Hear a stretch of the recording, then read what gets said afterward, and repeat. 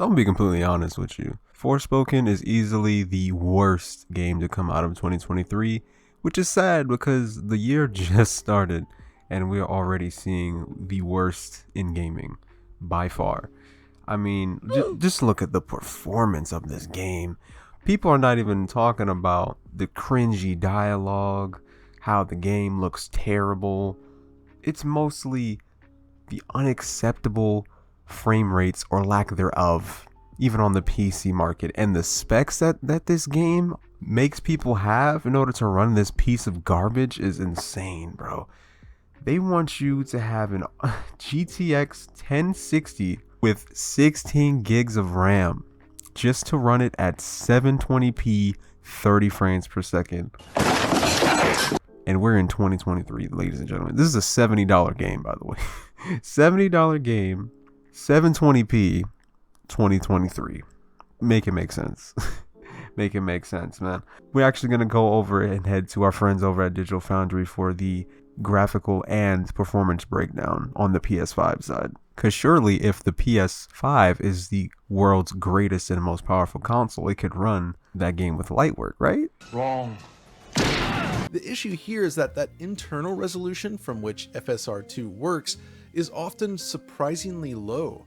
The internal resolution has a minimum of 50% scale on each axis, meaning that performance mode, which targets 1440p via FSR2, can actually dip as low as 720p. 720p. Yo, killing me with this. Performance mode, however, can exhibit some rather poor image quality at times, which is a little unexpected for a current gen only release. But what really surprised me here is how far it can drop in the quality mode. I witnessed frame rates as low as 20 frames per second, which quite frankly is simply absurd. That a stable 30 FPS is impossible in high resolution mode suggests that the dynamic resolution target is perhaps not aggressive enough, or there's some other factor dragging down performance. Either way, it's not good. Well, there you have it, folks. The world's most broken and unoptimized game of this whole generation. Although Cyberpunk was really bad when it came out, at least if you were on a PC that was well equipped, you could have easily ran it at 1080p, 60 frames per second, and you didn't have to need a RTX card or a 4080 to literally be pushing barely 30 frames per second. And the PS5 is even struggling too.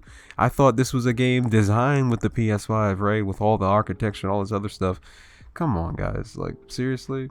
$70 for this garbage, man? Listen, we gotta do better. Gamers gotta do better because there's nothing to shield for. This game is a monstrosity, man.